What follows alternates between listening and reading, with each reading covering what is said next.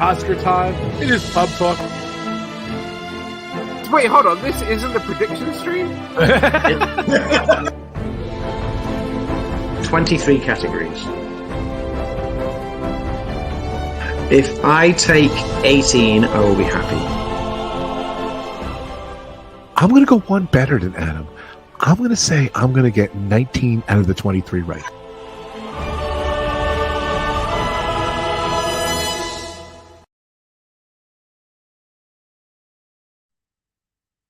What's up, everyone? How's it going? It's Oscar time. I am so excited. I'm going to go 4 better than Rob. I'm going to go 4 better than Rob and say I'm going to get 23 or 23. Not really. I'm taking the cake this time, though. Ooh, what's up, everyone? I had to bring the guys right in. How's it going? How's everyone doing? It is Friday. It is 5 o'clock. We went a little late today. Yeah, I'm a grown-up. I had to work. Sorry about that.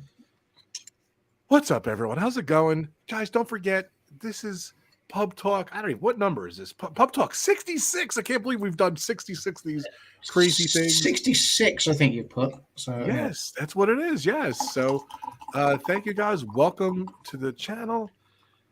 It's youtube.com/RobFuz. If you haven't subscribed, please hit the subscribe button, hit that notification bell. I go live all different times. My outdated website, as Marco would call it, robfuz.com. I'm on Instagram. I'm on Facebook. I'm on Twitter. I'm on YouTube. Always just search for RobFuz. Of course, my amazing sponsor channels, Disney Circus Gourmet. She goes live sometimes Tuesdays. She does a lot of Disneyland Paris. She's awesome. Go check out her channel. She's so much fun. Of course, my buddies, D&G Explorers, Derek and Gregory, they go live every Wednesday, 8 o'clock. They do Disney. They do cruises. They do both. Go check them out. They just went on a cruise. They're so much fun. Go check out D&G Explorers. Of course, my support channels, we got The Great Marco, Adam's Land, The Live Plays, Disney Dan, Viper Project, Road Trip Dave, and Steve's World. All great channels. Go check them out. They're all listed below. And of course, we got Adam from Adam's Land here. We got Phantasmic Years from Film Code. And we got a lot of people here. A lot of people are excited. Adam, who's in the chat from top to bottom? Let's do this. Come on, let's do this. From top to bottom, who is in the chat? We have Ray, Disney Circus Girl, saying, hey guys, just letting you know, I'll be ninja in ninja mode as I've got so much going on. No worries, Ray. We have RobFuz. I've got no idea who that guy is. We got Grace F. A, B, C, D, and E will be along later. We've got the Joey's World crew. We've got Noah Adventures. Hey, Noah, how you doing? We've got Luca. How you doing, Luca? Welcome. Some guy named RobFuz again. And Lisa. How you doing, Lisa?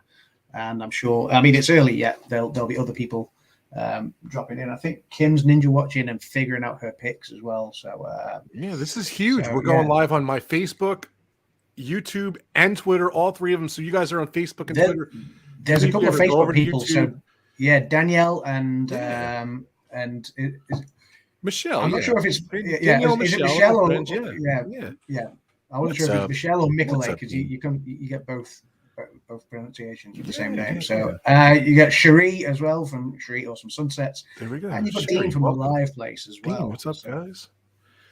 How's it going, guys? Let's talk about Adam's Land. It's actually active. Go check out Adam. Just dropped a great video. Go check it out, guys. Talk about your channel, man. It's the time of the year where I become most active again. So, you're out of hibernation. Yeah. Welcoming Kevin Sparrow as well. It's the time of the year when I become most active. I mean, everyone knows I'm a huge movie fan, and the Oscars is one of my most favorite times of the year, especially in the first quarter of the year. So I posted a video a couple of weeks ago, just giving my top 10, which is like things about the Oscars and the nominees this year, with numbers 1 through 10, and each number is significant. There's a fact or whatever, relating to that number. So I posted that like a week or two ago. Yesterday I posted up the Oscars nominees roundup. So it's for those people. Every year you always get somebody saying, I've never heard of any of these movies or half of these movies, or I've never seen them or whatever. It's just a kind of quick roundup of what's been nominated, what the film's about, etc. And this weekend, I don't know whether it's going to be tomorrow or maybe on Oscars Sunday, sort of before the red carpet kicks off. I've created a video which is my most favorite and iconic moments from the past decade of watching the Oscars. And the reason I've chosen the past decade is I mean, the whole thing that we're doing now, the whole thing that we've been doing is Pub Talk over the last. Is this the fourth? Yeah, this is the fourth annual Pub Talk Oscars. Is it? Hold on. We did 2019 to 2020, 2020 to 2023. Yeah. No, this is the fourth. Really? See the trophies in the background. This is the fourth. Yeah. But that's the three. That's the three wins so far. This is number 4. Yeah. So yes, because 2019. He knows. Trust me, he knows. 2019 was when Green Book won it. 2020 Parasite won it, and 2021 was Nomadland. So but yes, we like the whole thing of watching the films in advance and trying to predict. I've been doing it since the first Oscars I sat down to watch was 2012. That was the first Oscars I sat down to watch all the way through. Staying up late. I've been watching it for 20-something years, dude. I've been watching it. I've always taken an interest, but I'd never sat down and watched the whole show live all the way through. I'd always kind of like caught some the next day or whatever, But yes, so the first time I was like, do you know what? I'm going to stay up. I'm going to make this a thing. Well, you got to explain too. You're in England. What time is it on? The live telecast. So the red carpet normally starts about 10 p.m. The live telecast normally starts at 1 a.m. And obviously, it normally finishes between 4 and 5 a.m. I think last year finished about. Oh my god! Last year it went late as well, didn't it? Last year it ran over, even though they said they promised a more streamlined show, and it ran over because they didn't cut anyone off after 45 seconds with the speeches. So I think it finished at like 5:15 in the morning last year. So and it's a thing now. I always sort of make sure I don't have anything scheduled in for the next day, or certainly not for the morning. So, no work, no meetings, nothing like that. It's just kind of like it's, recover the next day. It's like when people take. You know what you're going to be doing the next day? You know what you're going to be doing the next day? You're going to be mailing me my trophy. The gauntlet's been laid down. And I very may well be mailing somebody. This is the trophy ready for this year. We've got the trophy ready. Ooh, it's ready to go. Hold on a second. Is my name on there? Hold on. Let me see. Yeah. So what do you mean is my name on? It's ready to go, and it could well be going over the pond. It could well be going to Dan. I mean, Dan's not made his picks yet. Dan, get them in, buddy. But it could well be going over the pond. I mean, this year there's a lot of nailed on categories. I think it's fair to say there's a lot of things that you look at that category and we know who's going to win that one, but there's a lot of 2-horse races where it could go either way, like flip of a coin sort of situations as you look through the categories. And it's interesting because I've seen Rob's picks already, and a few of them, like a lot of them are the same, like the nailed on ones, but there's a few of them where we've gone a little bit different. I'm surprised. I was going to say, I think. Well, last year our picks were almost identical. Maybe 1 or 2 were different. So yeah. I think you might end up beating me this year because I'm taking. I like that. Wait, hold on a sec. So. Wait, can you repeat that again while you're drinking? What'd you say? I think you might end up beating me this year. So we'll see. We'll see, because anything could happen at the Oscars. But I do think you could end up beating me. Hey, Stacey, how are you doing? Welcome in. So yes. So Grace says, I would like everyone to realize the Oscars are in March. It's International Women's Month. Adam, you already have my address. Grace is throwing the gauntlet down as well. The coasters, baby. The coasters. Yeah. We got the coasters as well for people playing along. We can post out coasters. I know Jim from More Sunshine Please. I think who else was going to be in on it? Grace is Grace will be playing. Kimmy will be playing. Daniel will be playing whenever he wakes up and comes back to the pub. Does his picks. Yeah, so I mean, obviously, Jonathan Chong too, possibly. Jonathan normally plays. Jonathan. I apologize. Grace got her coasters around Christmas time. Jonathan, I got his address only early into this year. I sent it to me last year, and I completely misplaced it. So like on one of my apps, I deleted the message, so I've not like written it down and left it somewhere for someone else to read. But Adam at the Oscars, yeah, I said that he was actually when you see me at the Oscars working on something. I said I want to see you. Whenever Beneath releases is when we'll see him at the Oscars. Whether Beneath will be an Oscar-winning movie or an Oscar-nominated movie, I highly doubt it. Although we do have members in the cast that have been Oscar nominees before. So yeah. Awesome. So but yeah, I mean, work's still ongoing on that. In fact, that's the one thing I do have on Monday that I can't shy away from. I've made sure they're not in the morning so I can recover. but Monday afternoon, it'll be straight back to Beneath Meetings and other productions that I've taken on last week as well. So yeah. Cheers. What are you drinking? What are you, Smithwick? What are you drinking? John Smith's bitter. John Smith's extra smooth bitter. It's the usual. I always go for that. It's a nice smooth beer. I got nothing. We got this guy right here. What's up, man? What's up? I don't have a channel to promote, but I do have a podcast to promote. So we have a podcast called the Film Code Podcast. There it is. It's one word or two? Two. It's actually 2 words. Okay. So yeah, you're good. So you can find us anywhere you listen to podcasts, Spotify, Apple Podcasts. You can find us on YouTube, even though we're kind of revamping this channel right now. But we have this handy dandy little thing that my wonderful fiance made for us for a convention that we went to this past weekend. We had business cards. Nice. If you want to hold up that QR code, if anyone wants to. Hold on, let me get full screen. That's cool. That's cool. You can send a couple of those over the pond to me. I will gladly put a couple over. We gotta get more printed. This is literally the. It is not. It's closer. Bring it closer. Closer. It ain't working. Yeah, the camera's struggling on the Zoom. How many people are holding their phones up now trying to scan the QR code? It's like that one Super Bowl commercial when they were promoting the Bitcoin. Nice, I like that. I'm gonna put the thing on mine too. What's up, Emily? LSU mom. Hope you're doing well. Emily's in the chat. Molly's in as well. Welcome, Molly. Welcome everyone. Welcome. And if anyone wants to do their picks, RobFuz@gmail.com. Send me an email and we will send you the picks. And you got to be in by Sunday before noon, right? Yeah, we're going to be going through our predictions in the order that previous shows in the past have gone. So my spreadsheet is done in an order that that one of the shows years ago was done in. So it'll start with Best Supporting Actress, and then we'll like that. And on that note, come on, let's do this. Come on. Yeah, people can put their picks in the chat as they go along, even if they want to, and we can add them into columns because it's all on a spreadsheet anyway. Speaking of which, let me get my spreadsheet open before we begin. I'm gonna play it. You get it ready. That's not actress.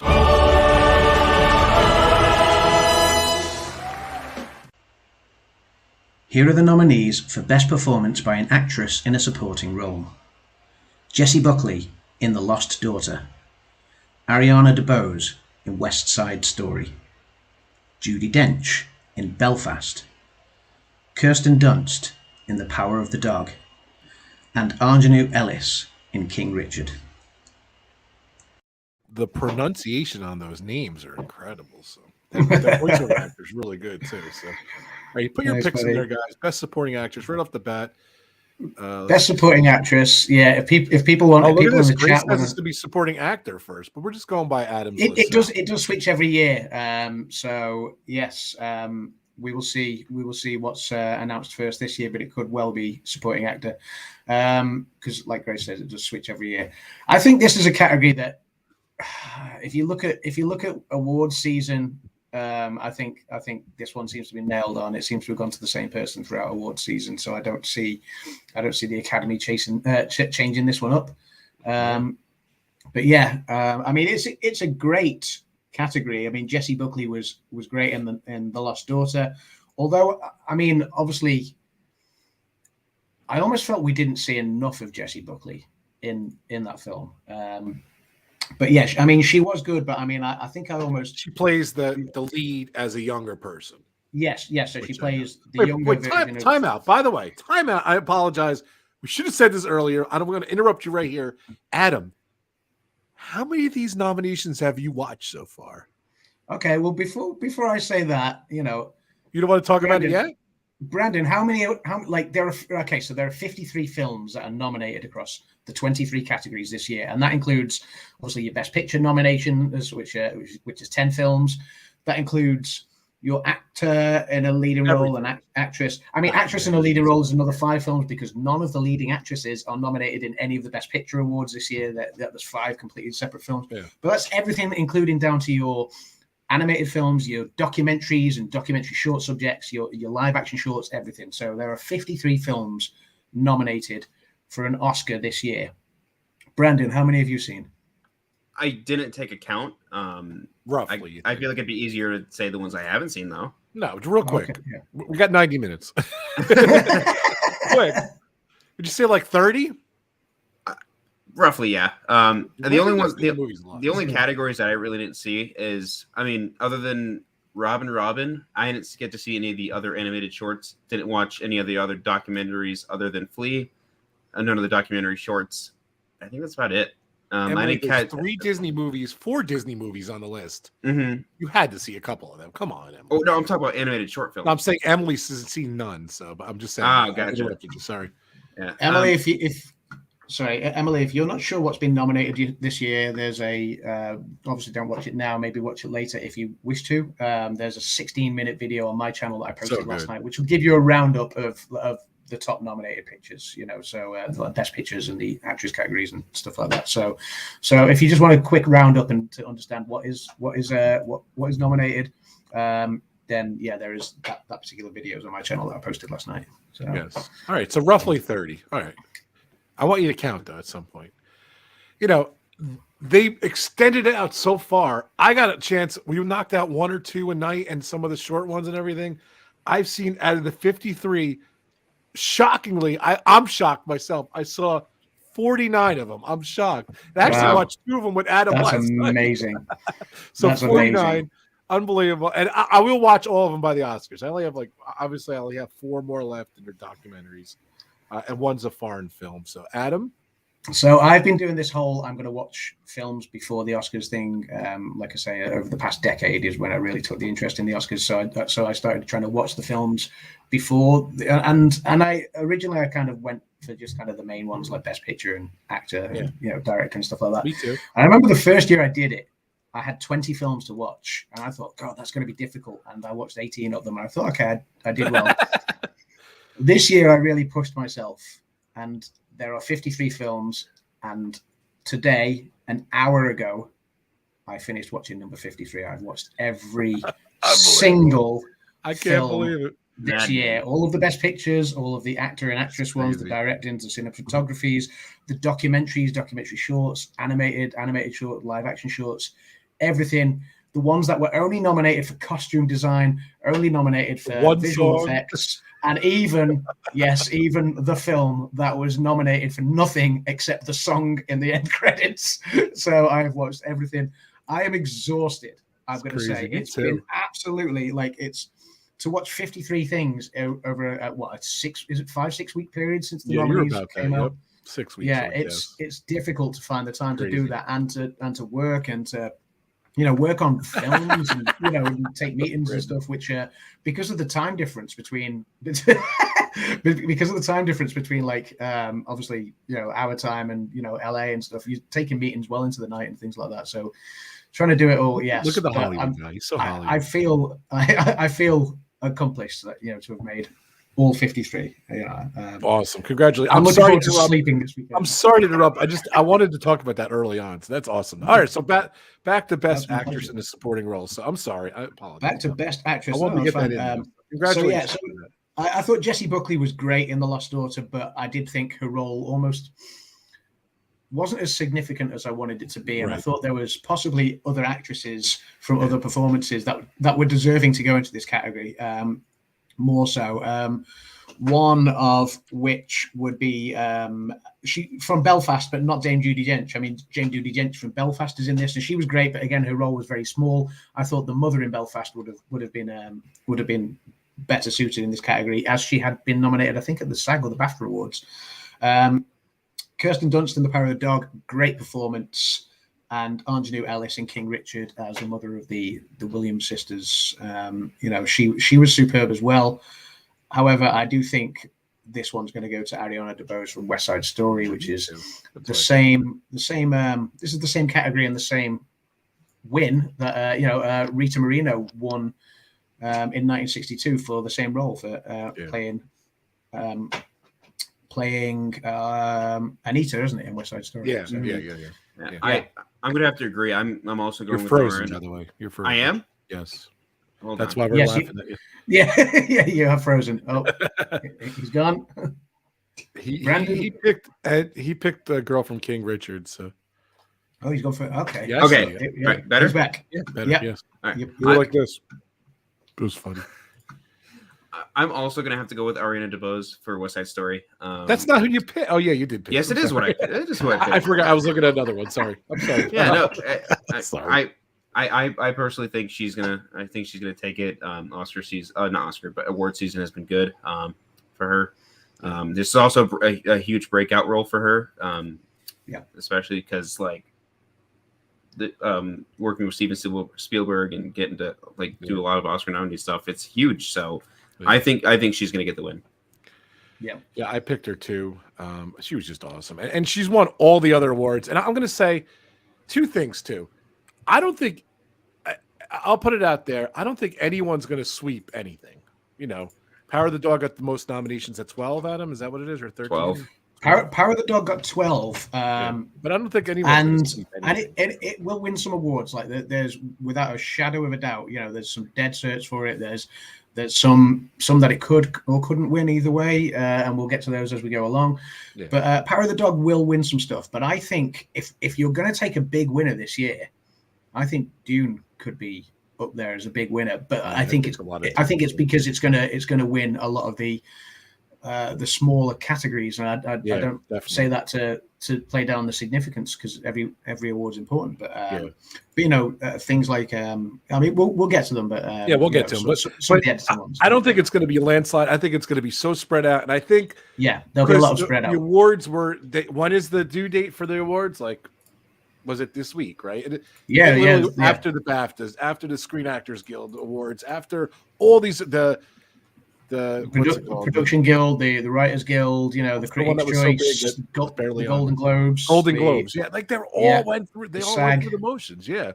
So I think that's going to really weigh heavy on it, and it's going to. I don't know.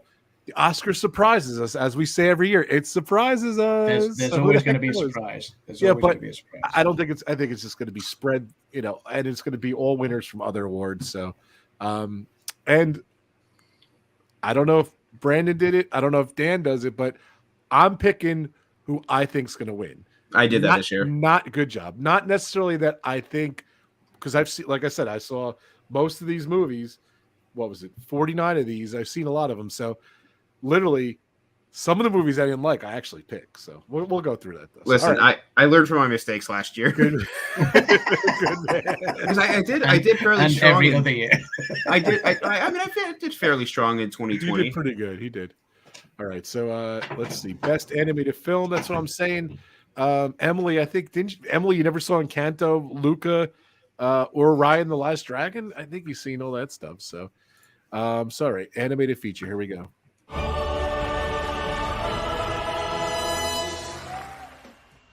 Here are the nominees for Best Animated Feature Film: Encanto, Flea, Luca, The Mitchells vs. the Machines, and Raya and the Last Dragon.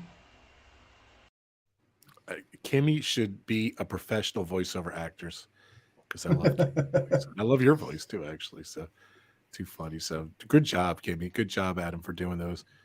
Thank you. I'm frantically looking for Ma Rainey's Black Bottom, but I can't find it. I wanted Chip Cheerio. I wanted to try and get Ma Rainey's Black Bottom into one of the videos. There it is. Ma Rainey's Black Bottom. Nice. Rest in peace, Ma Rainey's Black Bottom. Too funny. Luca has to win. All right, guys, let's talk. This is a tough category. It's very tough for me. This might be my hardest pick, believe it or not. Go ahead, Adam. I'll let you start. Do you know, I really enjoyed this category this year. All 5 movies are superb.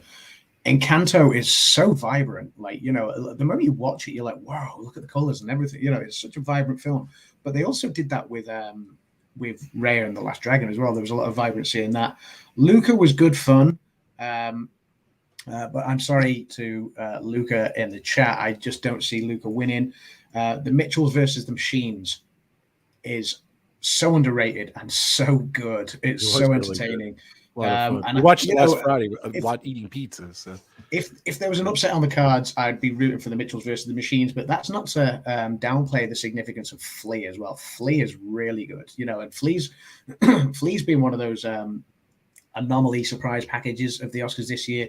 It's nominated in 3 very different categories. You've got animated feature, documentary feature because it's a docu-film as well, and international because it's Danish. It's a Danish animated documentary telling the story of a guy that fled Afghanistan and into Europe and to Denmark just after the Soviet withdrawal in 1989, and it's actually a really powerful story. It's not a jovial animated film like the other four, but yeah, it's a very gripping one. And Flea would be very deserving of winning.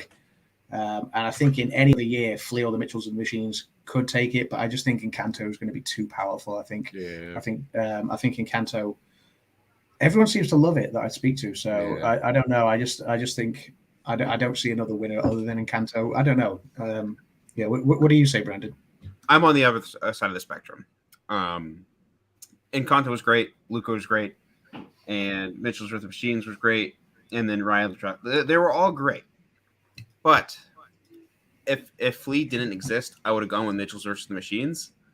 Yeah. They were just so much like that worked with that film. I'm stumbling over my words. There was so much that worked in that film. But like animation was great too. As far as story goes, though, I'm gonna go with Flea. I feel like I know the Academy how they're gonna decide this category this year. I think they're gonna choose Flea, so I'm gonna go with Flea. But my heart choice wants to go with Mitchell's, but I'm going with Flea. I didn't like Flea at all. I thought it was a lousy movie. It was okay. Really? It was okay. I'm sorry. Yeah, I did not like it at all. It may be uncomfortable, but that's one of the best things about it. It's an uncomfortable watch, but it's great. I get it. It's a lot of tough watches this year.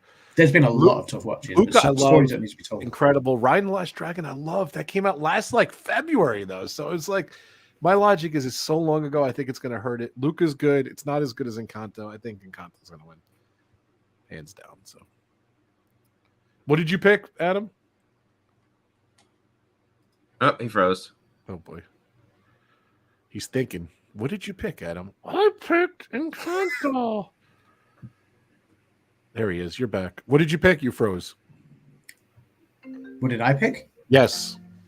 I picked Encanto. Yeah, sorry. I heard you talking about some of the movies. Is that your phone going off? Or? It is, yeah. It's that guy finally, isn't it? Yes. Buddy. Hey, Velociboy, welcome to the chat. Kelly, the Mickey Bunch has said Encanto. Is Kelly playing along? Kelly could play along. It's all right. So because I don't too uncomfortable. Thanks, Grace. That's funny. Yes. Okay, we can add Kelly in. Did Kelly make a prediction for the first category? No, she could just she could send me the list if she wants. So, yeah. Let's go on to the next one. All right. So short film. Is that good? Wait, sorry. When I broke up, I didn't hear what your prediction was. I picked Encanto. So you picked Encanto. Okay. Yeah. Cool. So I just think the buzz is too strong. That movie is a monster. It really is good. So yeah, Grace says Rob doesn't do uncomfortable movies. No, it's Rob's quote of the season. Rob's quote of the season for any movie that was a difficult watch. Rob's quote of that movie sucked. And it's like, and I said, next year I'm banning you from feedback with the word sucked in it. You need to be more I can't imagine. I'm totally being serious here, Adam. And I don't think I saw in the past. I don't think I saw a lot of documentaries. I don't think I saw a lot of the foreign film movies. But I want your honest opinion. Do you feel the quality of the movies that were nominated this year, because times, COVID, different things and everything, were they not on the same level as they were years past? Or that's what you get? Because there was a lot of weird, I'm going to say it straight out, there's a lot of weird perverted movies this year, a lot of strange stuff. No, I'm not a prude or anything, but it was just very, very odd stuff. And there's a lot of stuff with I can't add proper commentary on that. And the reason being is, in no other year have I managed to watch everything. Last year I watched a lot of things, but last year was an anomaly in itself, given that with the pandemic, obviously a lot of the industry had to shut down for a while. And so they openly said last year, a lot of films got nominated and got the chance to win an Oscar that may not have had the chance on any other normal year, because so there was going to be a lot more abstract and obscure stuff, and this year, while the movie industry is ramping up again, and we're seeing films that are released now that were supposed to be released as the pandemic was kicking off, like James Bond, No Time to Die, and things like that. So as the industry is ramping up, things are a bit more accessible now because a lot of the streaming giants get involved, like Netflix and Prime and Apple and whoever. But we're now watching stuff that we've only seen the obscure abstract ones that were nominated because of a pandemic previously. So we've got nothing really to compare them against from a year-on-year perspective. So I don't know whether. I mean, I know the films you're talking about, like a couple of the live-action shorts we watched last night, didn't we, together? And Rob unfortunately told me about it too. Yeah. He worded it very weirdly too. I'm not going to say. Don't say that. It's not stream friendly how we discussed it last night. So, but a lot of them were like, you're sitting there going, really? This is nominated for an Oscar? Why? And the subject matter and stuff is questionable, and it's just kind of, I don't know whether that's gets nominated in 2018 or 2017 or 2010, like over a decade ago. I don't know, and I guess the years to come will determine whether I don't know whether the Academy is just choosing random obscure stuff as well. Yeah, just weird. Let's move on. We got a lot of, we've only 30 minutes in already. So here we go. This is short film animated. So let's do this.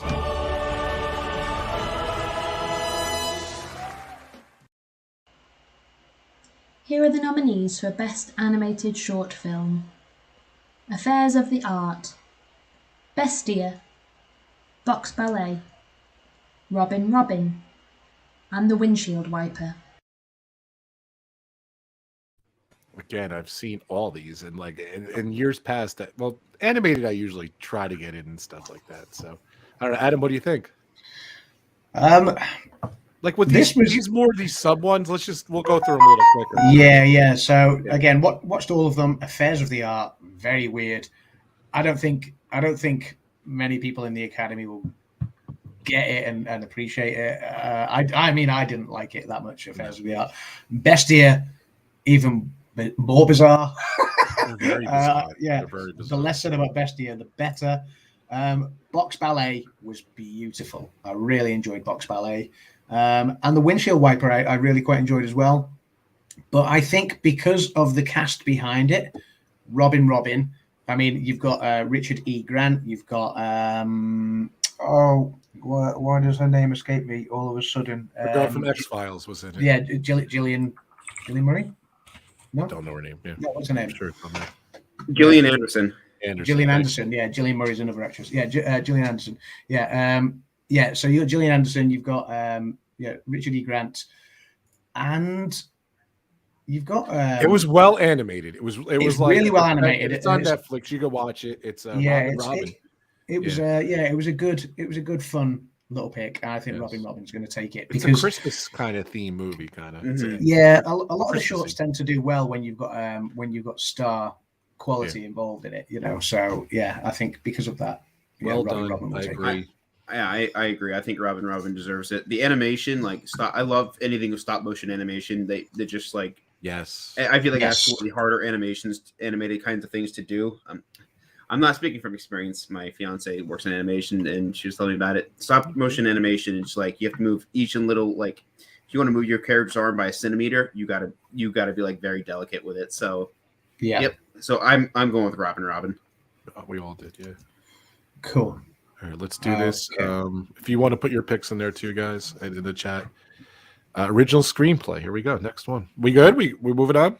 Yeah. All right, cool.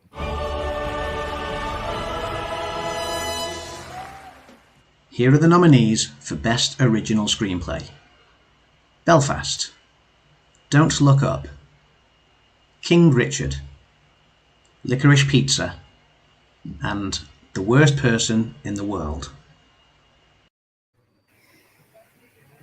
What do you think, Adam? I'm going to go to you first on this one. Me? Yeah. I picked. I don't know. I'm not. I'm not a huge Paul Thomas Anderson fan, but I feel like Hollywood is. So I think he won other awards and everything, and that's what I picked. I wasn't a huge fan of Licorice Pizza per se. I'm gonna at the end of the movie, at the end of the stream here, I'm gonna list my movies, my favorite, the least favorite, and I would put that towards the back of my pile. But I did pick, and like I said, I'm just picking who I think is gonna win. So, but I did pick Paul Thomas Anderson for Licorice Pizza, and I don't know. That's what I picked, just based on like what he won already a lot of times. So yeah, I'm following in suit there. I think Licorice Pizza is going to get it. I think as on a writing perspective, it was great, except for the age gap thing. Was not. Yeah, I know that bothered you because Brandon saw it like way before all of us. He's like, yeah, it was a little weird. You're right. And again, another weird movie. So yeah, it was a weird movie, but I mean, the writing other than that, it's just like we were talking about in the pub talk chat, just some funny moments. We were sharing some funny scenes from that movie. On a screenwriting perspective, it's great. So yeah, Paul Thomas Anderson. Okay, this is a category where I've really struggled to pick my pick in this one, because I think it could go any one of three ways. Was even any one of four at one point. I don't think The Worst Person in the World is going to win it, even though it's a good film, international film, nominated. Good movie. I like it. Yeah, and it was a good movie, The Worst Person in the World. But yes, I mean, Licorice Pizza, Paul Thomas Anderson has received a lot of praise. King Richard was a great movie as well, but I think that one fell out of the running in the writing categories. Don't Look Up. If Don't Look Up wins anything, I think it would be this award. But Belfast, Kenneth Branagh, I think could end up taking. I don't think Belfast is going to win nothing. Ain't winning nothing. So yeah, it's this one. I think has now come down to This one I think has now come down to pretty much a 2-horse race. If there was a third one in it, it would be Don't Look Up. But I think it's going to be between Belfast and Licorice Pizza. And it's kind of gone two ways. Like some of the awards have gone to Kenneth Branagh for Belfast. Some of them have gone to Paul Thomas Anderson. So this one, this could tip the ballot papers early in the night. But I'm going to go with Kenneth Branagh and Belfast on this one. Okay. So yeah, I just don't think it's going to win. But yeah, if that doesn't win it, then it'll be Paul Thomas Anderson, Licorice Pizza. But I've gone with Belfast. Like I said, I just think I'm adding your stuff on the sheet. We have a sheet. I'm adding as we go. So. Yeah. I don't know. I just feel that's not going to do much, and I feel it's going to be spread. Just going to win. But look, Belfast was all right. I just don't think Grace is saying the same thing between Belfast and Licorice Pizza. Well, yeah. I mean, Grace's comment before was Kenneth, which suggests that she's gone for Belfast as well. So, Grace, is that your pick? Have you gone Belfast? Yep. She's picked Belfast. I've not read Grace's. All right, so here we go. So. Yeah, writing. Grace is going to put it down. Here we go. Cool.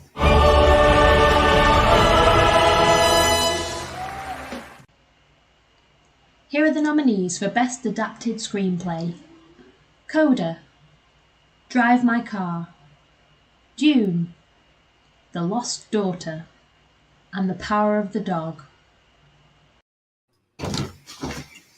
Brandon? I think this is one of those ones I'm kind of speaking from my heart on. Coda. I want Coda to win it. There's not much more I can say about this. Coda was a film that pulled a few tears from me. This was one of the few of the 10 best pictures that got a 5-star rating from me. So it's got to go. From my heart, I want it to go to Coda. Right. Well, in my heart, Coda was my favorite movie of the year, hands down. Do I think it's going to win much? No, I don't think it's going to win much. So it's a little movie. It's a little movie that's on Apple TV. It's gaining steam. I just don't think it's good enough. Unfortunately, I'm going to spoil it right now. Power of the Dog is my least favorite movie. I can't stand that movie. Yet I'm picking her for the best for writing. I'm just going to pick her. So you're picking Power of the Dog. Okay. I have till Sunday at noon. I might change it, but I don't know. I'm picking Power of the Dog. Jane Champion. I don't have to locked in, Robert. They're locked in. No.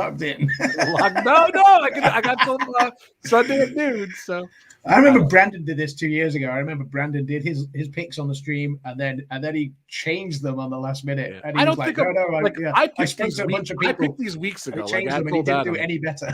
Yeah, I might change my mind, but I just don't think. I think it's going to win another award. I just don't think, and I think they're just going to get the one award like they got all the other awards. I just don't think they're going to do it. So I don't know. I just don't think it's going to win. But Brandon picked it.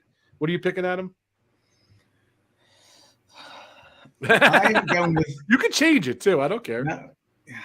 See, I'm going to try not to. Okay. I am going with Coda on this one. And this is going to be interesting because obviously the writing awards are given out early in the night, and this is when we're going to see how well Coda might do, because Coda's only got nominated for 3 things, So I would love to lose that one. I don't care. I love Coda. I thought it was a great movie. So I do think that this one is between just 2, and I think this is between Coda and The Power of the Dog. I mean, don't get me wrong. Ryosuke Hamaguchi could have taken it for Drive My Car in any other year, because Drive My Car is a very well written screenplay. It's a long one as well. Yeah. I mean, Dune is a great adaptation. The Lost Daughter was gripping because you just always wondered where it was going to go. But I just think Coda is such a beautiful feel-good coming-of-age story. I'm going to go with Coda on this one. I hope it will. And I will admit, I'm going heart over head. So, that's where I take my lead right there, ladies and gentlemen. So you've gone with Brandon, you went with Coda as well, and Grace Griffith has gone for Jane Campion, I believe. So Grace is going for Power of the Dog as well. No, Grace has gone for Coda. Sorry, I've just read her message in full. So apologies about that, Grace. I've got you down for Coda. So. Sorry, I think I started laughing to myself because my nephew messaged me halfway through, so I'm assuming he's watching the stream, even though he's not said anything in the chat. So, hi Sam, if you're watching. Live action shorts next, right? Yeah, let's do it. We're moving on. Here we go. Live action.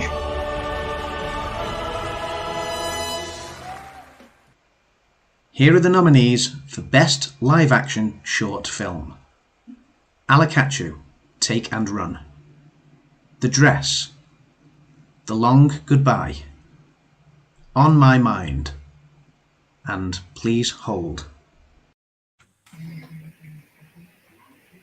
See, Rob's shaking his head. This is actually quite a good category. It's a great category. I'm shocked it was such a good category.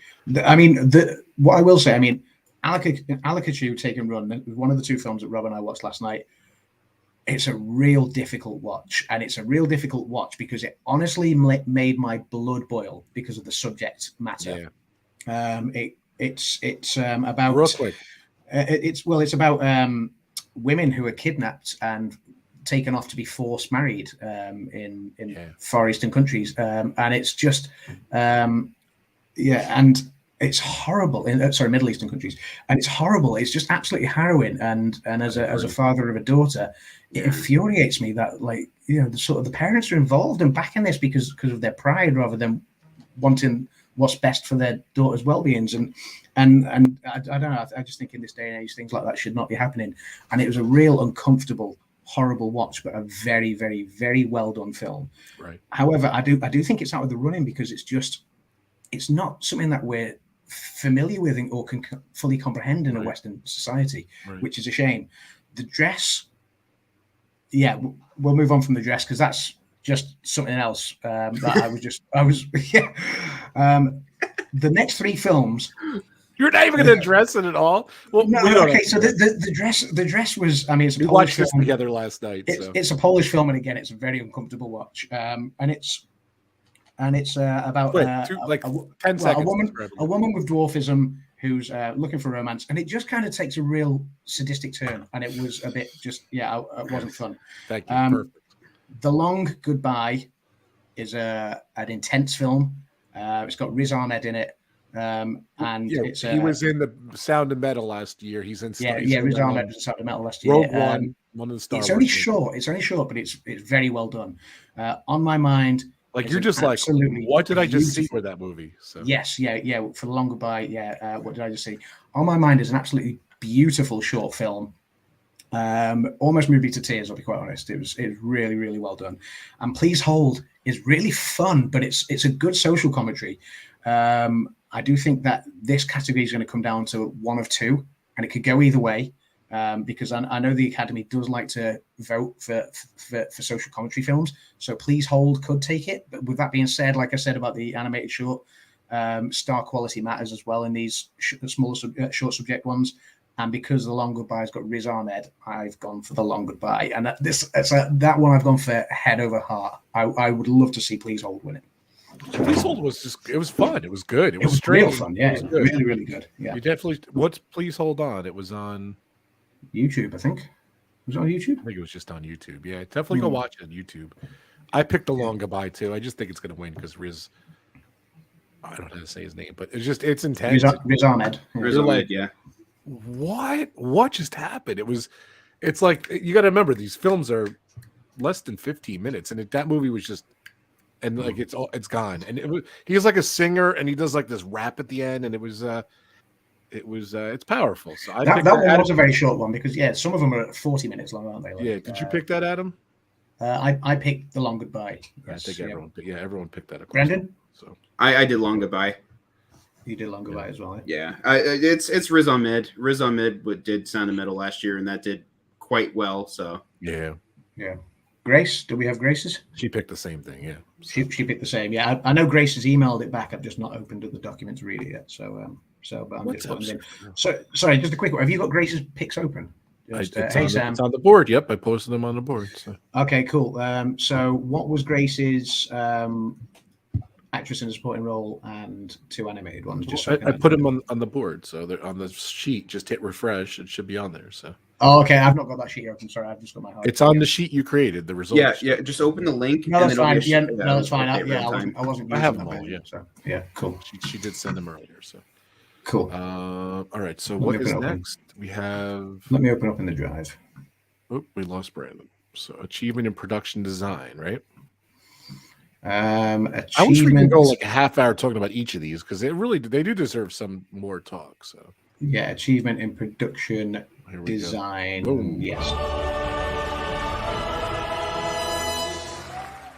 Here are the nominees for achievement in production design: Dune, Nightmare Alley, The Power of the Dog, The Tragedy of Macbeth, and West Side Story. Steven. I love Steven Spielberg. I don't think he's going to do good in any of this stuff, unfortunately. He just didn't do great at any of the awards, which is sad. If he wins an award this year, he win an award in every decade for the last 5 decades. Is that what it is, Adam? I'm not. This is the 6th decade. He's the first person to be nominated for awards in 6 different decades. Well, certainly for directing, anyway. Certainly for directing. Yeah. I'm not sure if it's any award, but for directing, definitely he's been nominated. Yeah, I just don't think West Side Story is going to do that great, unfortunately. But that reminds me to bring that up. So, I'm switching my picks on this one, actually. Oh, okay. So we can talk about it. I put some more thought into it. It's like, I mean, it's been a while since I've seen Dune. I saw it the night it came out. I love West Side Story. I love the set design. It's perfect. But then I remember Dune. I remember the sets that they had, and I have to switch it up. I got to go back to Dune. Okay. I will put you there. Boom. Done. I'm not sure Dune. Why. Yeah, you picked Dune. So I'm gonna spoil all my picks. I picked Dune across the board for any of these sound, all this stuff. I just picked Dune because I think it's won a lot. I think it's gonna do very well. It's not gonna win Best Picture, which is bizarre. But in my picks, I just picked Dune. All these sub categories and stuff went to Dune for me. But go ahead, Adam. Sorry. Yeah, so I'm not sure why The Tragedy of Macbeth was nominated in production design. I don't think Terrible movie. Yeah, I mean, Terrible, it was terrible no, nomination. it's. Terrible. I mean, they filmed it on next to no budget, so it wasn't what I was expecting it to High be. School Musicals had bigger budgets. Yeah. Horrible movie. Do you know what? The Power of the Dog. You'll thank me. The Power of the Dog, they film a lot of it outdoors, so I don't understand why it's nominated in production design as well. Like, it's like a lot of it is just, sort of location shooting. So I'm not, again, I can't understand why it's got production design. Nightmare Alley, now that one is worthy of winning production design. It's so visually stunning, and I would love to see Nightmare Alley win it. Similarly with West Side Story, like Brandon was saying, it's so vibrant and it's great, and it really captures the mood and everything like that. I think all the locations that they used in West Side Story were superb, and sets and everything that they used. But I agree. I think Dune is going to take this one. Dune. I'm going to say it properly because Kim will come and beat me with a big stick. She's watching in the other room. So yeah, Dune. Hi, Kimmy. So yeah, I think Dune will take production design. Yeah, the only one I see competing with it really is Nightmare Alley. But again, this is the Oscars; it could throw a complete spanner in the works. I really like Nightmare Alley. I put it towards the middle of my things, but I just don't think it's going to win anything. It hasn't won anything yet, has it? What? What in the rest of award season? Yeah. I'm sure it has. I'm sure it's won something. I don't think it has. But yeah. There we go.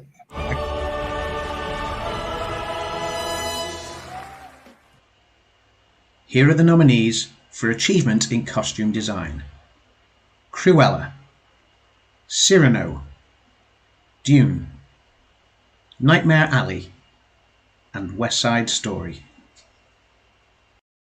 Sorry, we're tight ship here, Adam. No, it's fine. It's like I cut you off doing a nomination, like an award speech. I cut you off, so it's good. Sorry. This is going to be one of those categories where we all collectively just said Parasite. I feel like we are collectively going to say the same. I mean, one thing I will say quickly is this is the only category that Cyrano has been nominated in, and it deserves so much more than that because it is brilliant. So Cyrano was real good. It's okay. Yeah. Costume design, Dune, no. Nightmare Alley, good costumes, but no. West Side Story could push it, but I think we're all agreed on this one that it's going to be 1, 2, 3. Cruella. Yes, Cruella. Yeah. You had She's won so many awards already, though. Sorry, Brandon. What? You had the costume designer of Mad Max Fury Road, and that won big in costume design. Like, how could you not win again? Like, with just how vibrant and just how creative they got with Cruella's costumes. All that the costumes in Cruella are stunning. It's so good. I mean, the film's about fashion. I mean, that's what that's the backstory of Stella, who becomes Cruella. Is she goes into fashion design. So of course it's gonna, it's like last year's Sound of Metal. It was obviously going to take sound. This one is a film about it's a film about fashion. It's going to win. That's a watch. We all picked it. Even welcome in Adam Bomb. Adam Bomb. He was an old WWE wrestler years ago. So yeah. Dune was shot in a desert and had like 2 sets, a castle and a ship. Not exactly. Yeah, it did. There is Avery. What's up, brother? Hey, Avery. Yes. Yeah, definitely Cruella. Thanks, yeah. Without a shadow of a doubt, Cruella. So right, that's a nailed on one. Moving on. All right, yep, I agree. It's a wash.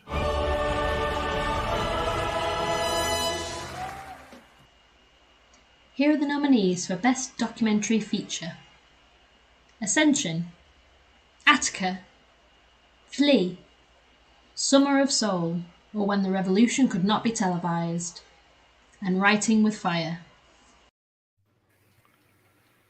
Well, it's weird. There's 2 movies I haven't seen in this. This is the list. I didn't see Ascension or Writing with Fire, I believe. Is that the 2? No, you didn't see Attica. You did see Ascension. Yeah, I get those 2 confused. So yeah. What do you think? Go on, Brandon. We'll go you first. I'm gonna go with Flee on this one. Like I said, with the animated feature film, like what the Academy is looking for, I think it's gonna go to Flee. Okay. You know, Okay. if Flea's going to win, it's going to win here. But that's not what I picked. Summer of Soul already won a couple awards and everything. I liked it much better than Flea. It was about African American Woodstock. Is that what you described to me, Adam? And when Adam told me that, I was like, ooh, I was intrigued. It's on Disney Plus if you want to watch it. It's actually really good. They filmed all this footage. It was a festival over in Harlem over 4 or 5 weeks, and they filmed all it. It never was released. And Questlove from the Tonight Show, it was his film, and he did a great job. I think it was really well done, and it was still a very young Stevie Wonder, which was really cool. It was 1969, the festival, and it was just kind of like the Beatles documentary where they filmed it and they didn't really show all the footage and everything. So I liked it. Summer Soul's my pick. Adam, they could never sell it. That was the problem. Like it was like Woodstock. Obviously, the year 1969, Woodstock. Everyone went crazy for it. It's so they managed to distribute it and sell it, and made a fortune of it. This was the same plan, but because of the sort of racial politics at the time, shall we say, it was a difficult sell, and they just couldn't sell it. So this footage sat there for 50 years untouched. Crazy. Which is huge. Just going through the nominees, Ascension. It's I was kind of like, really, it's about industry in China, and it was very fascinating. Yeah, it was fascinating, but slightly bizarre. Attica, very strange part. Brilliant documentary, and that's about a prison riot. I'm going to watch this tonight, I think. So Attica was a prison riot. Upstate New York. And it's such a great documentary. Flea, again, I've already praised Flea because it's a difficult subject matter, but it's really well done. And I really wish that I could say that Flea was going to win an award because it deserves an award. I just don't think it will win in any of the 3 categories it's nominated for. Writing with Fire was actually quite a good documentary as well. Writing with Fire was a good documentary as well. What's it about? Female journalists in India. Okay. And there's different social classes in India, and it's the women from the lowest thought of social class who were just thought, everyone looks down on them, but they became journalists and wanted to get to the truth of everything, and they're doing really, really well. And it's just a great documentary about how they built up their newspaper and then turned it into an online thing and everything like that. I'm definitely gonna check it. Really good documentary. But I agree. I think Summer of Soul. I think finally finding this footage from 50 years ago and releasing it to the world, and just it deserves to be seen because it's brilliant, and I do think Summer of Soul will be recognized for this. So, okay. Yeah. Interesting. All right. So documentary short subject. This is probably, believe it or not, it's probably my favorite category, which is this is a much tougher category. Documentary short. Here we go. That is not it.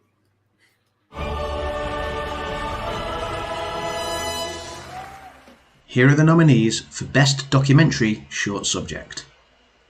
Audible, Lead Me Home, The Queen of Basketball, 3 Songs for Benazir, and When We Were Bullies. What do you think? This was probably my toughest one. This is a tough one. Brandon, we'll go to Brandon first. I didn't get to watch any of them, but from what I've seen, Queen of Basketball is taking some stuff, so I'm gonna go with Queen of Basketball. It was a New York Times short, Queen of Basketball. I was surprised it was even nominated, but fresh my memory. Audible. It's funny because over the 6 weeks, I would just say to Adam, and we just discussed, and I would say my woes and my 3-letter. What was my review, Adam, on most of the movies? You said it earlier. Well, it sucks. This movie sucked. 2 words. All right, it sucked. Yeah, it sucked. That's it. But then Adam would say oh, so what is Audible about? And then Adam told me, and I'm like, Adam's a good salesman, so he told me about it. And I really liked Audible. What's Lead Me Home again? Lead Me Home for me is the one that should win. What is that one again? Win, and it's not going to. And this Lead Me Home is you're looking in Los Angeles, San Francisco, and Seattle, and it's all about the homelessness. Right, right. And it's, I mean, Right. especially for the Academy, they're based in Hollywood. You go to Los Angeles, and everywhere you go, like every underpass, there's people living there, like in tents. It's a very hard watch, and it's a real hard watch because these people are struggling, and it's just like, it's just trying to find them a home. So everybody deserves food and water and shelter, and it's such a, like, I sat there and was so overcome. It was moving, but it was my least favorite. Adam sold me Audible. He's like, it's about a deaf football team, and I'm like, I gotta see that. High school, deaf high school. It was very interesting. They lose a friend, and they dedicate like their homecoming game, their last game. I don't know why their homecoming game is their last game to this kid. Queen of Basketball is really good, about a girl who was offered to play in the NBA. She refused. It was really good. 3 songs for Benazir. Yeah, it's about a couple growing up in, I believe, in Afghanistan or Iraq, one of the two. And he wants to go out and get, it's in Afghanistan. He wants to go out and get a job in the army because he wants to support his wife, which was honorable. Yes. And he gets refused because his father has to be his signatory to approve it, and his father refuses it. He's like, we're not going to look after your wife if you go in the army. And he says, look, if I stay here, the only thing to do is opium farming, and I'll end up. And he ends up becoming an addict because they don't. So bizarre. They really don't show it, but they show him he's an addict. It's heartbreaking. Hey guys, sorry to cut you off really quickly. I'll be back in like 2 minutes. I'm going to get some water. Go for it. Okay, Paul. Yeah. But and then When We Were Bullies was a great, interesting watch as well. When We Were Bullies was my favorite. It was great. Oh yeah, I mean, really good. Quick premise, 30-second premise. We've all been kids. We've all gone through the schoolyard rituals. We've all, seen bullying incidents, whether you've been on the end of them, whether you've been instigating them, whether you've just been a bystander watching them. We all see it. And this is a recap from a filmmaker who kind of was involved in one and kind of how he looked back at it. Yeah, right? Yeah, he's 65 now, and he's like, I remember this incident in when I was in 5th grade. In 1965, it happened. Yeah. So he's in his 50s or 60s. Yeah, but he remembers this incident from 5th grade, and he's like, why did I do that? And he's kind of really down on himself, sort of, I guess, wanting to get hold of 5th grade. Tracks down the teacher.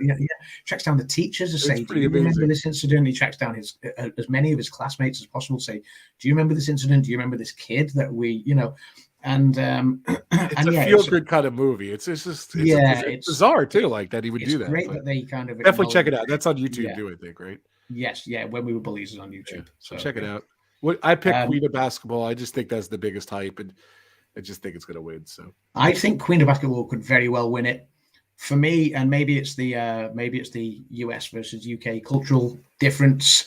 I don't think it's deserving of it. Don't get me wrong; it's a great story. It is a great story, and it's a woman that was offered to be in the NBA. I mean, that's superb. Like she refused. Yeah. It's like having a female footballer being offered to play in the Premier League over here now. Like So yeah, it's a great story, and I love that she's the one telling it. For me, the one that pulls on the heartstrings more, other than Lead Me Home, is Audible. It started with Sound of Metal last year, and now this year with Coda and with Audible. Sort of bringing the awareness of deaf people and how they're perceived in society and the struggles that they go through. I'm going to go with Audible on this one. I think it's great that it's proper eye-opening that. Like I say, it's a deaf high school, and the high schools of the kids that are able, have all their senses intact, look down on them. They don't want to lose to a deaf school. Why? They're just as able-bodied as the rest of us. You know what I mean? Like, playing American football. So they were superb. Look, it wins. I'm happy. I just don't think it's going to win. I think Queen of Basketball is going to win just because Queen of Basketball. So. This is one of those 2-horse races that could go either way. I think. Yeah. So right. But I've gone for Audible. There we go. Here's back. Sorry, Brandon. Yeah, I went down for water. I got sent back with Chick-fil-A. I'm going to go for water. I'll be right back, guys. I'm going to go get Chick-fil-A. It's so funny. Like, I never really had Chick-fil-A, and Brandon had it and he's like, you got to try the waffle fries, you got to try the milkshake, and everything. So whenever I go to, right, Brandon, whenever I go there, I'd send pictures to you, which is bizarre. You send food pics. You're always like, hey pal, I'm trying something new. I got a count chicken tenders. So Grace did pick Lead Me Home. I'm glad Grace picked Leave Me Home because it is a very, very, very good documentary. That's on Netflix as well. That and Three Songs for Benazir are both on Netflix. Yeah, good job, Grace. Yeah. All right, guys. What is next here? Here we go. Best actor in a supporting role. My favorite one. One of the big ones. I don't think anyone's going to differ from what I think, but supporting actor. I'm sorry if I play the wrong ones, guys, like I did before, but here we go.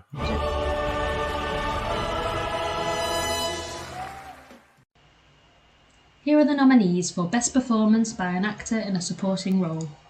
Ciarán Hinds in Belfast, Troy Kotsur in Coda, Jesse Plemons in The Power of the Dog, J.K. Simmons in Being the Ricardos, and Cody Smith-McPhee in The Power of the Dog.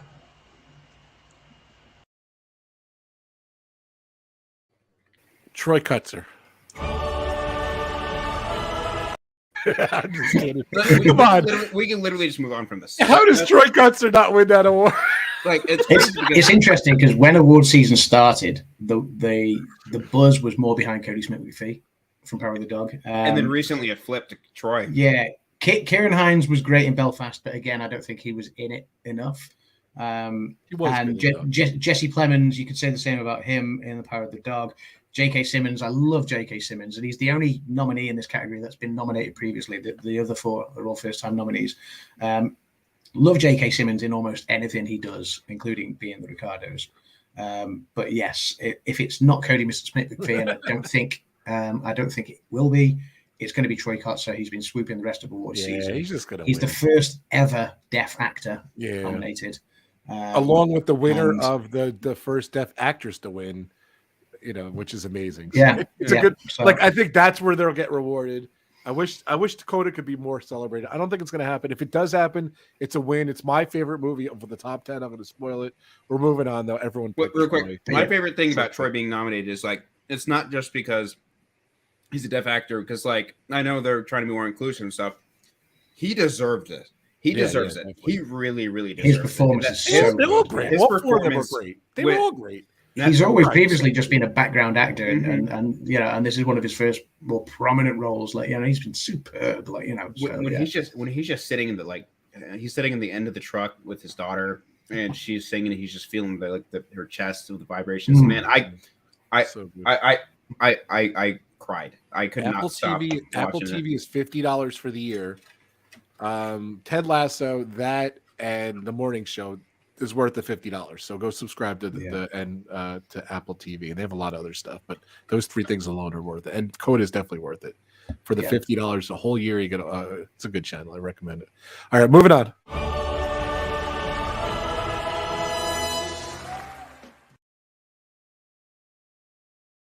Here are the nominees for Achievement in Sound: Belfast, Dune, No Time to Die, The Power of the Dog, and West Side Story.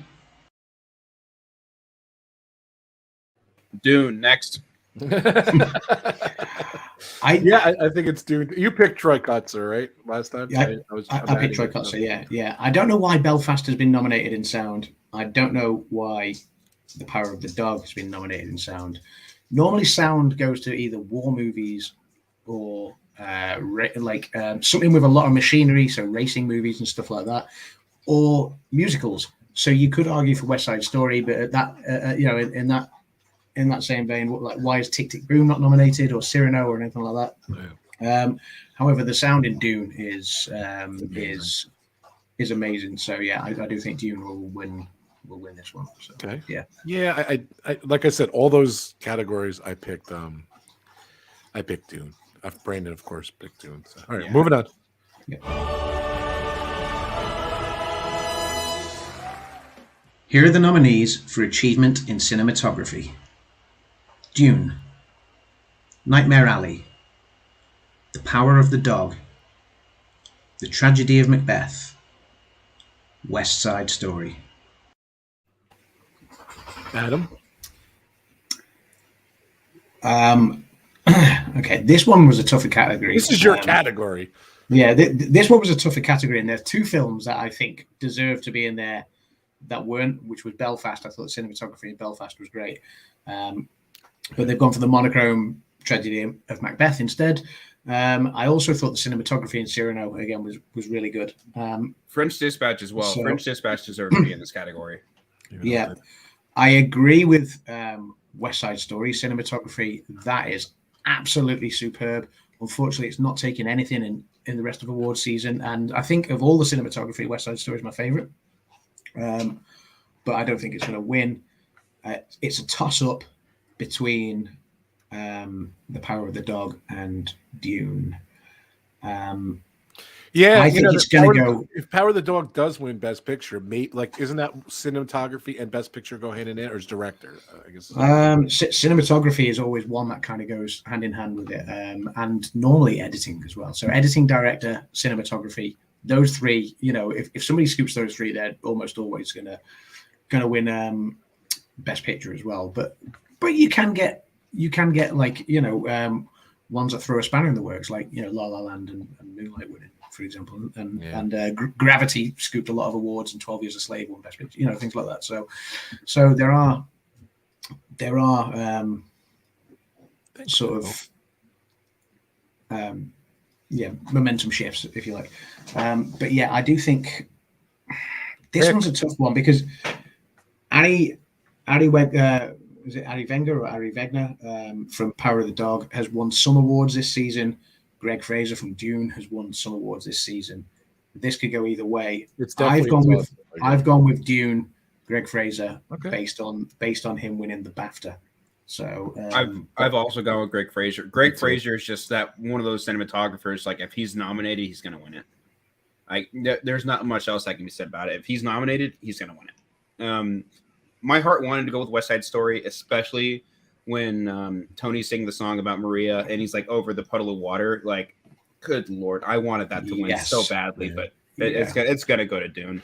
I was saying coming down the ladder and you're seeing them walking off at the end as well and things like that. I was just like, that shot is amazing. It's a shame because I love the movie too, and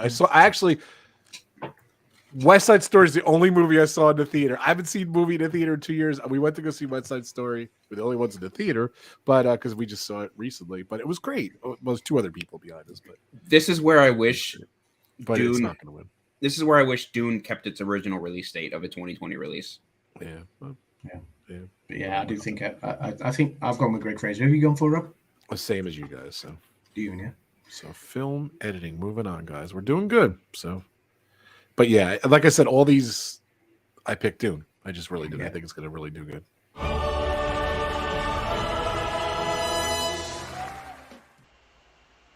Here are the nominees for achievement in film editing. Don't Look Up, Dune, King Richard, The Power of the Dog, and Tick, Tick, Boom. I just picked Dune. Like I just feel they're going to win all these subcategories. So see, not to call this subcategory. On a technicality, I think on a technicality, Don't Look Up had really good editing. I did not like the movie that much. The editing was really good. Every time they showed like the social media posts and all that. Yeah. But me personally, like I know you guys. I know Rob's already choosing Dune because he's following suit. The editing in Tick, Tick, Boom. It was great. I admit, I agree. All five films are deserving of it. But I think Tick, Tick, Boom. Like this is one of those ones I have to vote with my heart for. Tick, Tick, Boom. Okay. Well, love King Richard. Didn't like Power of the Dog. I just think Dune's going to take it all. So Tick, Tick, Boom was great. But go ahead, Adam. What do you think? I have gone in editing. Again, this was a category, like I say, all five of them are great. Tick, Tick, Boom is superb editing. I really did enjoy the editing of Don't Look Up as well. If anyone's going to upset the apple cart here, it'll be King Richard, I think. Good editing there. But I have gone for Dune purely because since they condensed sound into just one award, you often see sound and editing kind of go hand in hand. And I think Dune's going to win sound, so I think he's going to take the editing as well. Okay. And Brian's asking, who's pouring the stouts in the pub? That will be me. so, yeah. Last 30 years. It's a stretch. Have you seen Parasite? There's been some good movies in the last 30 years. There have been some very good movies in the last 30 years. Like in the past, I kind of agree with them, but recently, some I like, some I'm not a fan of. Definitely not this year. I think the True Winner is going to, unfortunately, it's going to be my least favorite. But all right, moving on to visual effects. We're doing good here. Here are the nominees for achievement in visual effects: Dune, Free Guy, No Time to Die, Shang-Chi and the Legend of the Ten Rings, Spider-Man: No Way Home. It's going to go to Dune. Wow, you're not picking Brandon's not picking Spider-Man? Listen, Spider-Man. Listen, on other aspects of the film. Sorry, you fill for a minute. I'm going to quickly nip away for 2 seconds. Yeah, go ahead. You fill for a minute. You go nip away, buddy. Spider-Man: No Way Home. I love the film. I've seen it 5 times in theaters. It's great. However, as far as visual effects go, it's nothing new that we haven't seen. Right. A lot of CGI. It's nothing. Yeah, a lot of CGI, but like it's nothing that we haven't seen before. Dune, however, I mean, it's kind of the same stuff, but it's just one of those higher rated films as far as the Academy's Academy's eyes. It's gonna go to Dune. Like if it was up to me, if it was up to me, where are we? Visual effects. If it was up to me, I'd either choose No Time to Die or Dune. Free Guy was great too. That was cool. Free Guy's visual effects were good, but again, it was nothing crazy. I guess we saw that in like Ready Player One. It was kind of the same thing. So yeah, it deserved the nomination, especially now because there's a lot of people who hate that film, who now have to recognize that. Yeah, there's a lot of people who don't like that film, but it's funny because they now have to recognize it as an Oscar-nominated film. I like it. I liked it. I thought it was good. No Time to Die was excellent. I haven't really seen James Bond in a long time. I really liked it. Adam just watched it like last night. Finally, I don't know why we waited until the end for that one, but No Time to Die in theaters was an experience, especially in IMAX. I imagine it was really good. So I like James Bond, but I picked Dune too, of course. I think Adam picked Dune as well, but I don't have his picks here until he says them. So let's play the next thing, and we'll do 2 for him. So. And then when he comes back, he can tell us. So makeup and hairstyle. Here we go.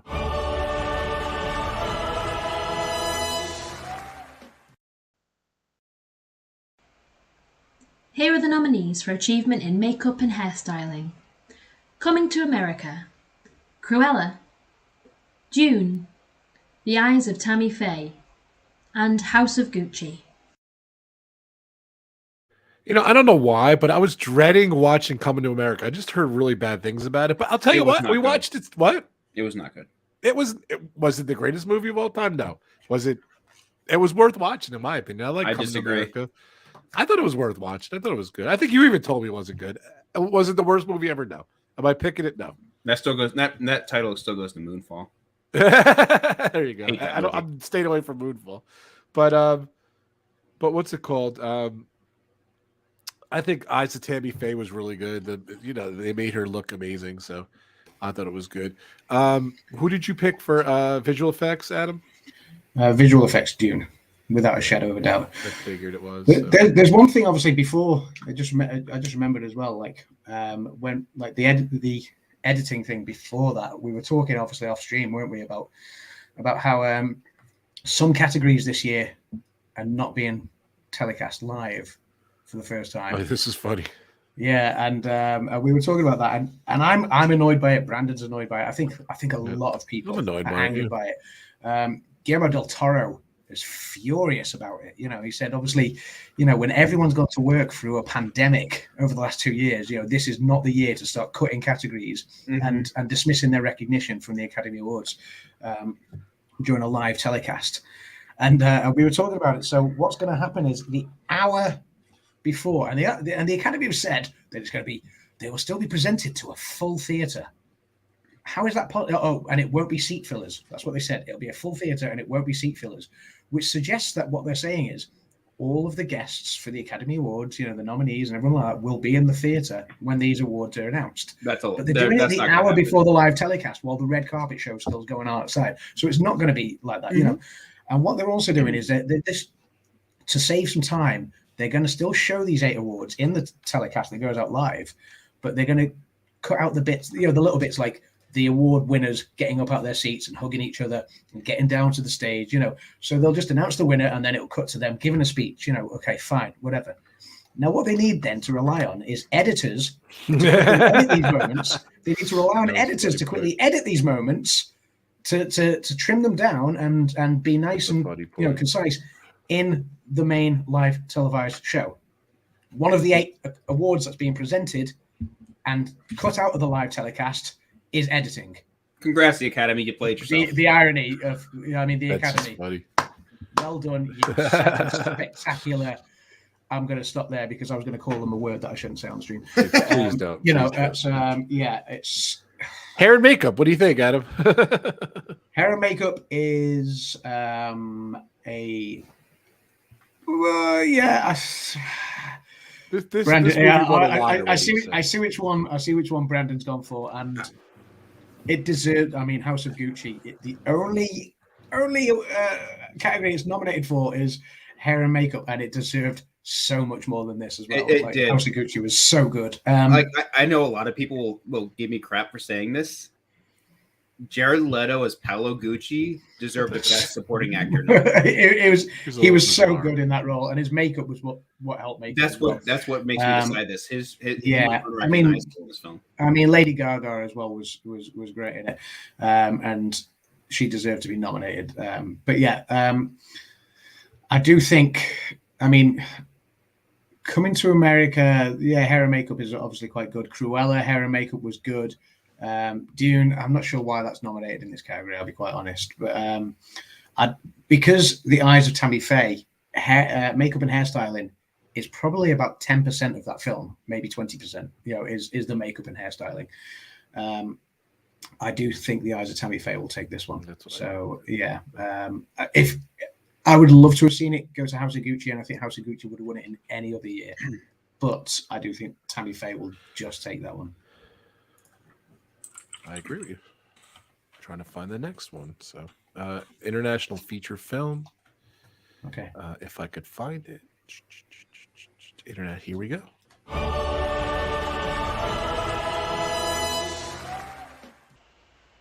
Here are the nominees for Best International Feature Film. Drive My Car, Japan. Flee, Denmark.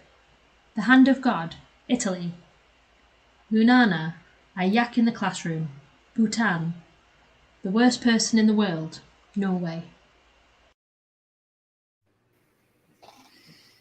Interesting movies.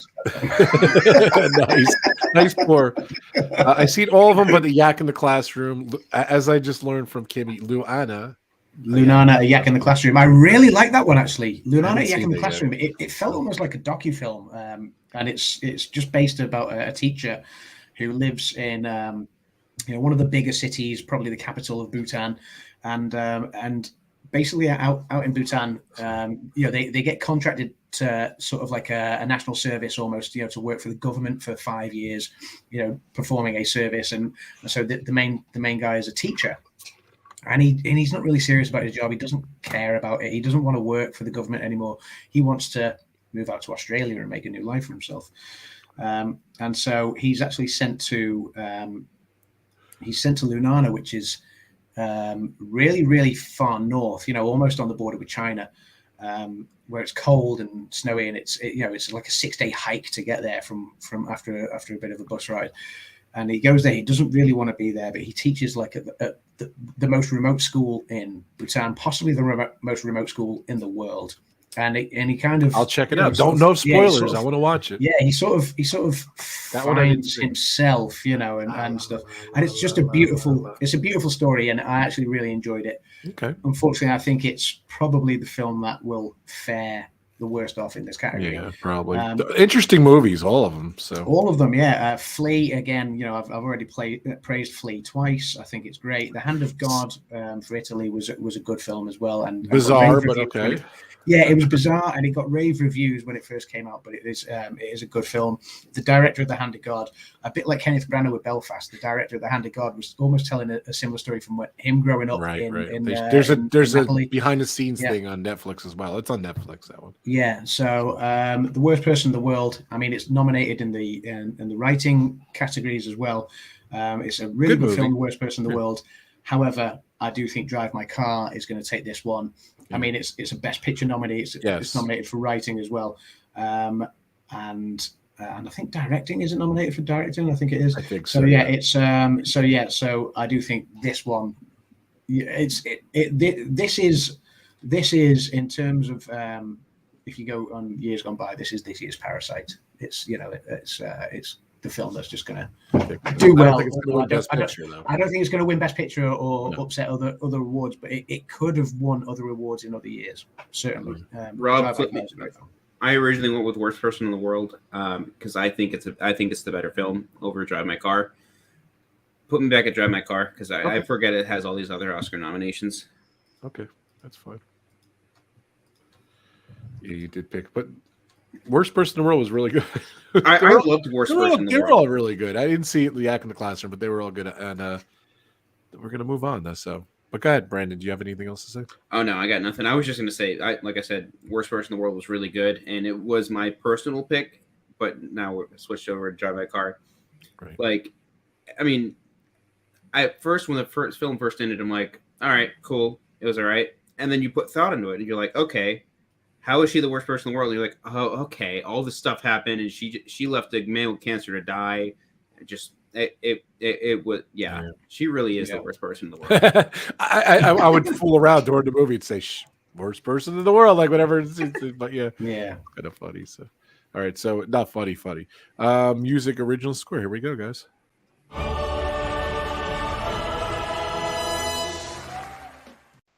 Here are the nominees for music. Best Original Score: Don't Look Up, Dune, Encanto, Parallel Mothers, and The Power of the Dog. I am so mad that they are not televising this category because we're gonna have to see Hans Zimmer win an Oscar for Dune, technically off screen because it's pre-recorded. I'm so mad about it. I like Hans Zimmer a lot, so I picked that for Dune. It's a good category. I mean, I don't overly remember the music in Parallel Mothers. Don't Look Up was good. It was a good score. It's very piano-y, Parallel Mothers. So. Yeah. The music in Power of the Dog is good. But I think this is a two-horse race. It's going to be between Encanto or Dune. And I just think Hans Zimmer has got enough about him and has done quite well in the rest of awards season. I think it will go to Dune. But like we've said before, there are upsets at the Oscars. And Encanto could take this. I think, I think it's likely to go to Hans Zimmer. And that's where, if I was a betting man and I was going to put money on it, I would put it on Hans Zimmer. But I would be prepared to take a loss on it. I wouldn't bet my house on it because I do think Encanto could steal an upset. Wouldn't bet his house. You know what's crazy is like when it comes to like original score and original like song, like Encanto's soundtrack was great. However, that little spoiler, that is actually like it doesn't deserve original score, but it does deserve original song. So I don't know necessarily for that song though. So, but let's get to it.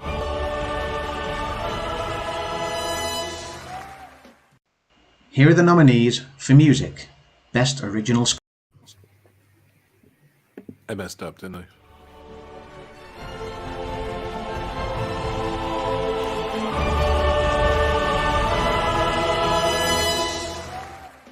Here are the nominees for music. Best Original Song: Be Alive from King Richard, Dos Oruguitas from Encanto, Down to Joy from Belfast, No Time to Die, from No Time to Die. Somehow You Do, from 4 Good Days. Oh my God, I got a new Kimmy. Dos Oreguitos. I need the ice for that one. That was awesome. I can't believe she pronounced that right. Here, so we were talking about, like you were saying not that song. I know a lot of people were saying we don't talk about Bruno. Cool. That song, cool. It's turned into a meme now.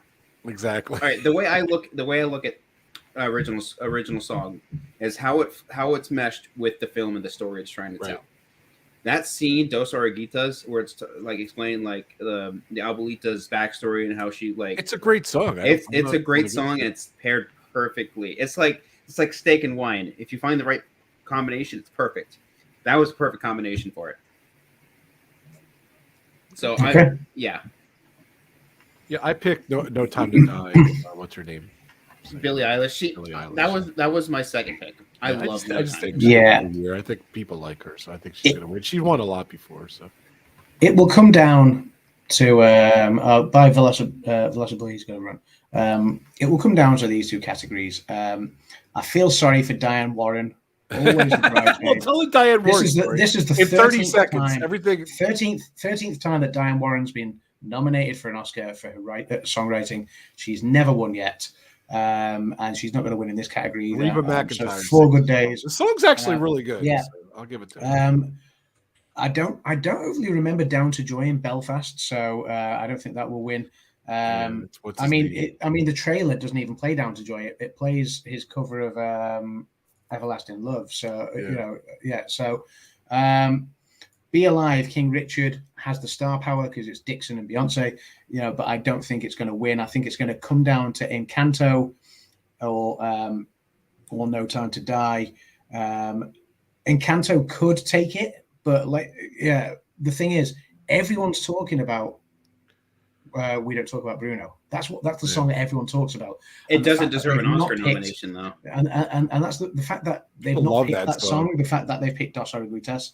Yeah. I think it's going to wash it out. I think it's going to be No Time to Die. I mean, the intro video for this category was James Bond because James Bond is synonymous with great songs. Skyfall and You Know My Name and just everything. So Goldfinger, all of the classic Bond songs, and this is another one. I do think that Billie Eilish is going to take this one. Diane Warren is the Susan Lucci Oscars. That's part of the show. Thank you, Grace. That's funny. Yeah, I agree. Everything you said. Here we go. The big ones. Here we go. If you stuck around, I know this isn't our most popular stream, but we love doing it, and we're about an hour and a half in. So much fun. So, like the Oscars, we said we're going 90 minutes. We're going over. So, here we go. Achievement in directing. Here we go. And these are great. Thank you so much for doing these, Adam and Kimmy. Great job. All right, buddy. The Oscar for introductions to the Oscar categories goes to Kimmy and Adam. Here are the nominees for Achievement in Directing. Kenneth Branagh for Belfast. Ryusuke Hamaguchi for Drive My Car. Paul Thomas Anderson for Licorice Pizza. Jane Campion for The Power of the Dog. Steven Spielberg for West Side Story. We don't talk about Bruno. Oh, sorry. I was excited about that. Just kidding. Go ahead, Adam. 30 seconds. This is a very good category. Kenneth Branagh, great director, and his directing in Belfast was great. Ryusuke Hamaguchi deserves so much more than what Drive My Car is actually going to win in the end. And his direction of Drive My Car was great. And to direct a 3-hour-long film, it's too long. Well done. It's an hour too long. But yeah, okay. Paul Thomas Anderson, Licorice Pizza was great, and we don't need to say anything about Steven Spielberg that hasn't been said before. The guy's a master. Jane Campion, the first ever lady to be nominated twice as a female director at the Oscars. So well done to Jane Campion, and I do think that she's going to win it. And last year we got only our second ever female director winner. Obviously, we had Catherine Bigelow for The Hurt Locker, and last year we had Chloe Zhao.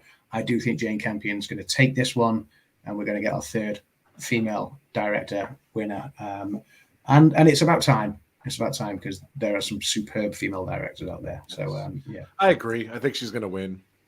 My heart choice, like I know you just said there's nothing that said about Steven Spielberg that hasn't already been said.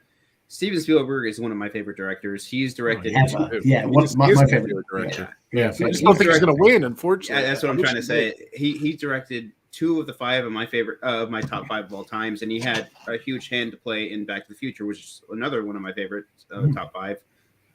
It's going to go to Jane Campion though. Yeah. I don't know why, but it's gonna.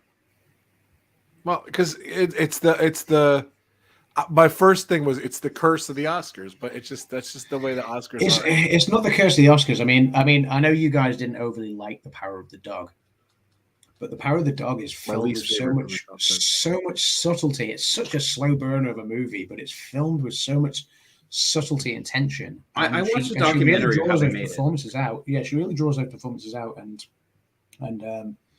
yeah, I think it's a really, really well done film. It's not my favorite film. I wouldn't watch it again.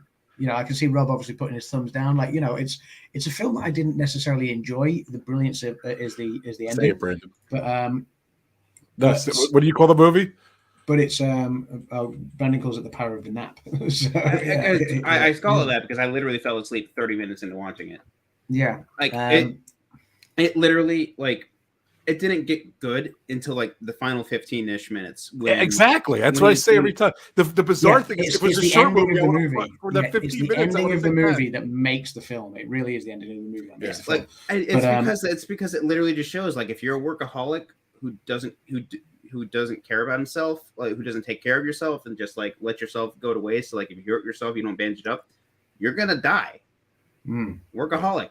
Yeah. That was Benedict Cumberbatch's character. Perfect. It was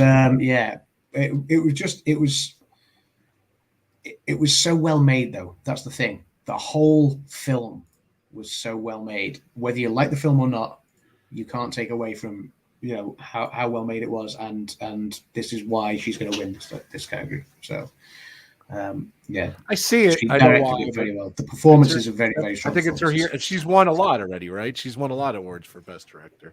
Yeah. So okay. Well, of course, I don't want it to win. I want Spielberg to win, but I want Spielberg to win. I want Spielberg to win. But yeah, Jane Campion will win it. I mean, I would love to see a shock. I would love to see Kenneth Branagh win it. I'd love to see. Who's that? Someone's making a noise. I don't know. It's not me. Kimi's got the TV on in the lounge, so maybe okay, it's gone. Sorry, guys. Yeah, I would love to see Kenneth Branagh win it. I would love to see Ryosuke Hamaguchi win it, but they're not going to. It'll be Jane Campion. Okay, moving on. Here are the nominees for Best Performance by an Actor in a Leading Role. Javier Bardem in Being the Ricardos, Benedict Cumberbatch in The Power of the Dog, Andrew Garfield in Tick, Tick, Boom, Will Smith in King Richard, and Denzel Washington in The Tragedy of Macbeth. This is where we start to differ a little bit. At least me. You do. I think they're all great. All great actors. Okay, of course, I didn't like Benedict Cumberbatch's character in Power of the Snooze or Nap, whatever the hell you call it. They all deserve it, in my opinion. So I'll even give it to Benedict. But I just come on again with all the awards and all the hype and all the different stuff. I picked my pick. 30 seconds, Adam. We're running really late. For me, the one that doesn't deserve it is Denzel Washington, and I say that knowing that he's a superb actor. But I didn't like his performance in The Tragedy of Macbeth. Oh, you know what? He wasn't even the best part of that movie. I apologize. I forgot that. No, he wasn't the best part of that movie. Francis McDormand was far better, and the witches were far better, even though they were small. As an actor, I think he's awesome, but I hate Tragedy of Macbeth. Thank you. I'm sorry. Javier Bardem. Yeah, Javier Bardem. Look, I think I've said it on a previous stream. I mean, Denzel Washington doing Shakespeare, just as a Brit, for me, Shakespeare and Denzel not a good combination. And I would love him to prove me wrong and do another Shakespeare and do a great performance, but that wasn't for me. Javier Bardem was great in Being the Ricardos, but I don't think he's going to win. Benedict Cumberbatch was really good in The Power of the Dog. His performance was a very good part of that movie. Again, I don't think he's going to win. The only one that could take it away from the person I think is going to win is Andrew Garfield. Tick, Tick, Boom, I think, could take it away because he was even better than any of the rest of them in Tick, Tick, Boom. That movie got Will Smith was by far nothing. No, it got zero hype, and Andrew Garfield was so good, and he can't even sing. That's the thing. Andrew Garfield's not a singer, and he had a friend recommend him to the director or the producer. I can't remember which. Lin-Manuel Miranda. You know, and said, "How about Andrew Garfield?" And they were like, "Can he sing?" And his friend went, "Yeah, of course he can sing." And then his friend phoned up Andrew Garfield and was like, "You can sing, right?" And Andrew Garfield was like, "No, I've never been a singer." He was like, "Start practicing, maybe." And Andrew Garfield landed the role, and he was really good in it. He was really. I was really hoping good. for a lot better. I know Brandon loves that movie, but yeah, no, Andrew Garfield was really, really good, and I expected Tick, Tick, Boom to get nominated for more than just leading actor and editing. It deserved a Best Picture nomination. It deserved a sound nomination or something to do with the music, one of the music nods, and unfortunately, didn't get any of those.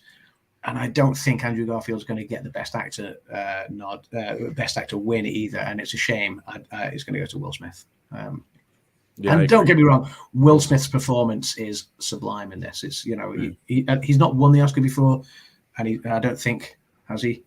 Grace will tell me if I'm wrong there. No, I don't think he's won before. He's going to take this one. Yeah, I think so. It's unfortunate. It's unfortunate. I'd love for Will Smith to win, and I have to go with my heart on this one because it sucks because you can't.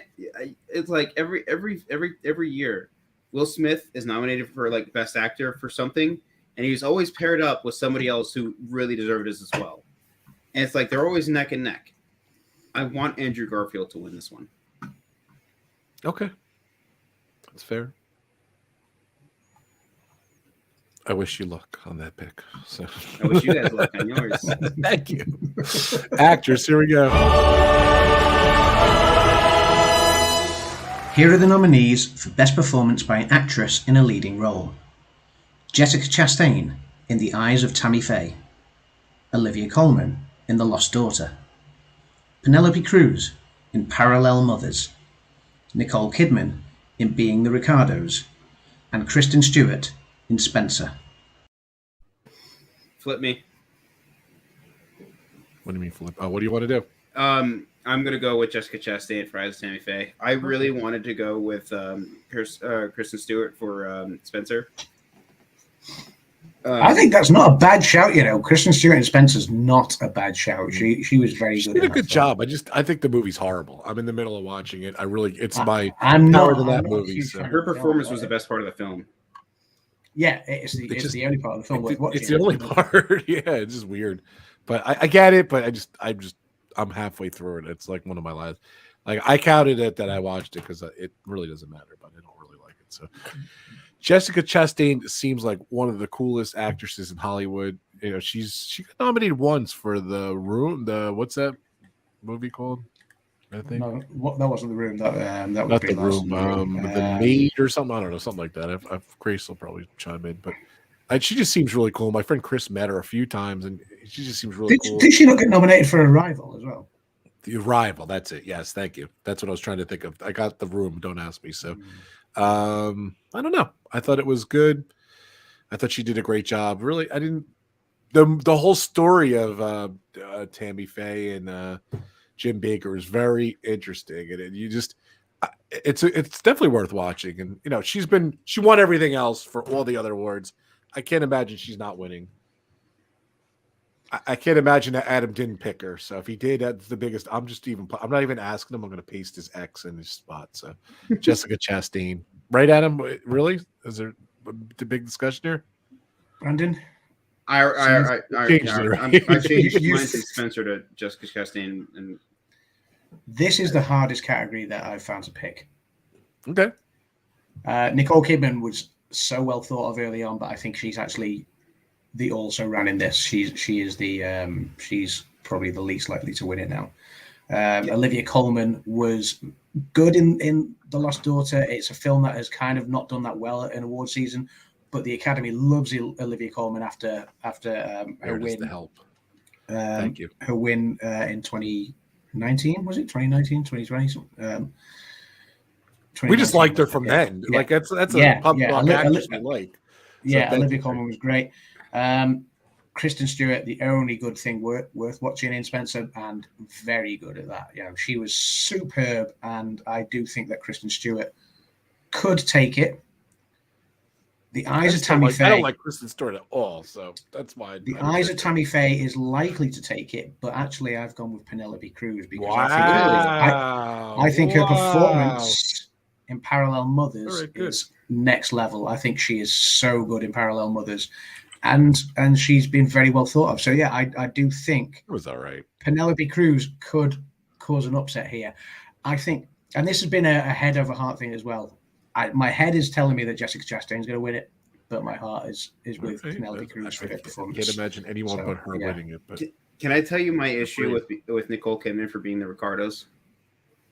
You ever seen that movie Rat Race? Long time ago. Yeah. Okay. Yeah, long time ago. So you have all those cosplayers going to that I Love Lucy convention.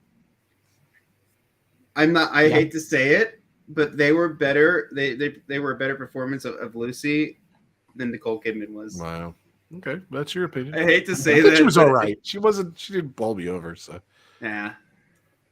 I think Adam really liked her. All right, we'll go to Best Picture. Adam's having technical difficulties, so we'll watch this. Here we go. Down to the last one. Here we go, guys. Thank you so much for hanging with us, guys. If you're watching the replay, thanks for watching. Don't forget, D&G Explorers every Wednesday, 8 o'clock. Disney Cruises. They're awesome. Go check them out. My sponsor channels. It's down below. And Disney Circus Girl Ray, thank you so much. She goes live. She does Disneyland Paris. Thank you guys for being my sponsors. Here we go.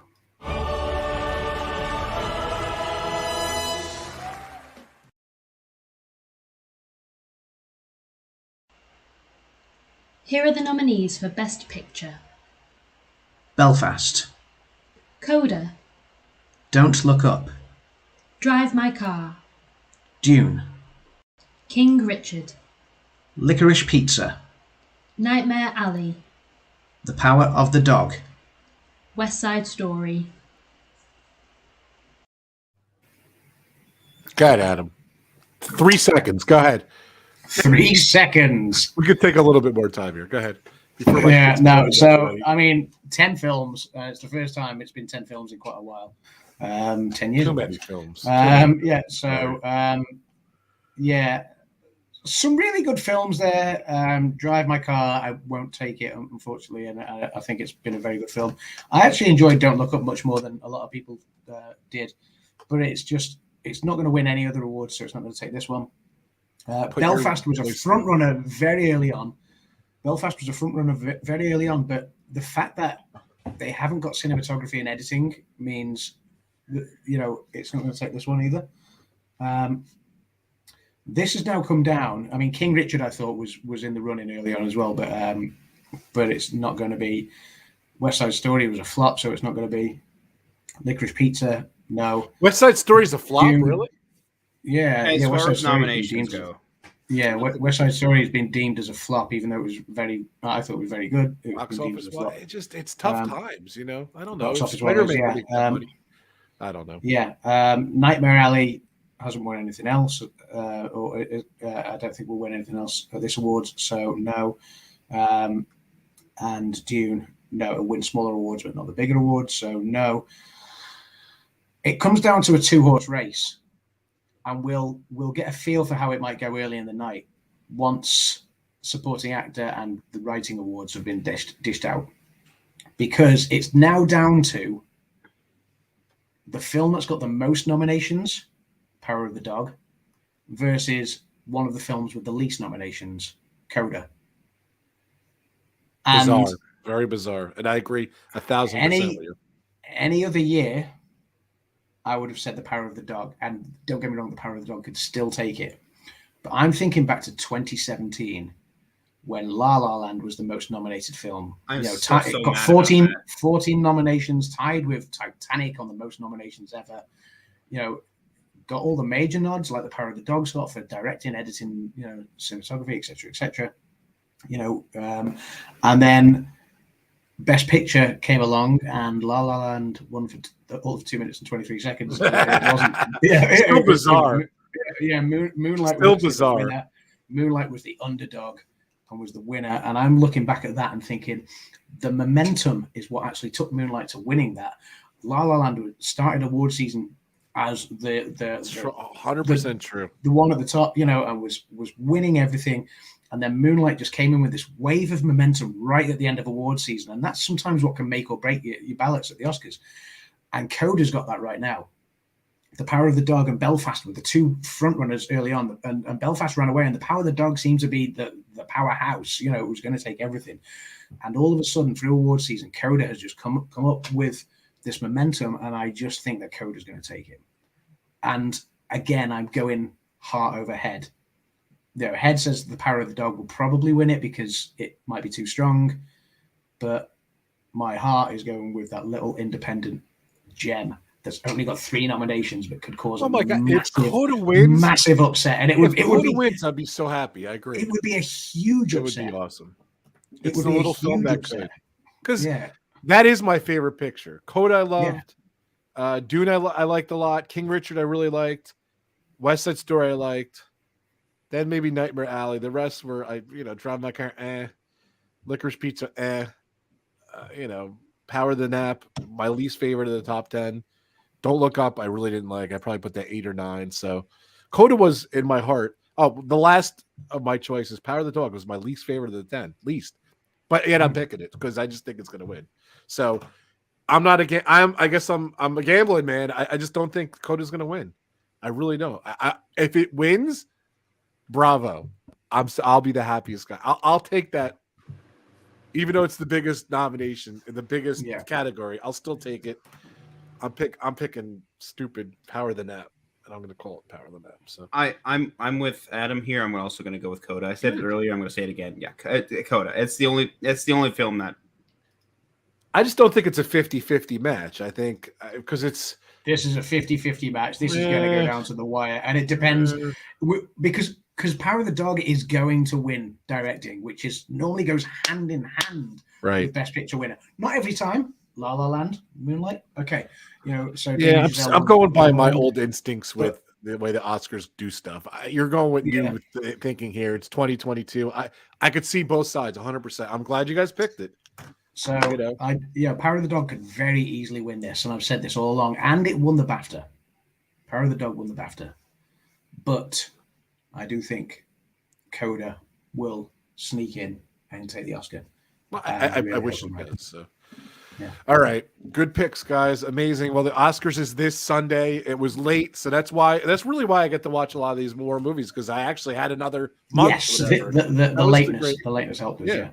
Definitely. Yeah, I gave us about a month and a half to work with, which is great. And then on top of that, there was a lot more time to work with. It was fun. Not like days wise, but just time in the day to work with. Yeah. I feel like I had so much fun watching them. So there's a lot of movies I wish I didn't see. I'm never getting that time back in my life, but my eyes are burned. But so what's the deal? So Sunday on Adam's channel, please check out. He's going to do a red carpet show. I'm going to pop in. Yeah, we'll do a red carpet show. Brendan, are you free on Sunday? Yeah, I'm free Sunday.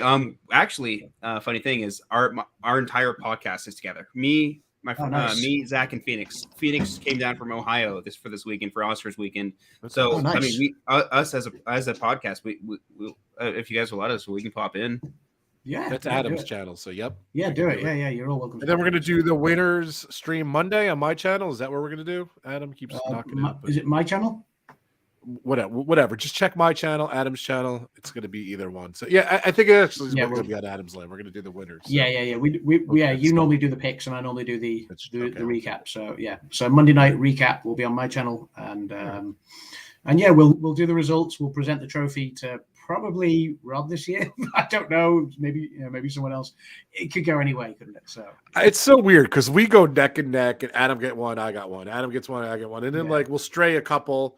he'll get one, and I'll get one, and then we're very close. See, again.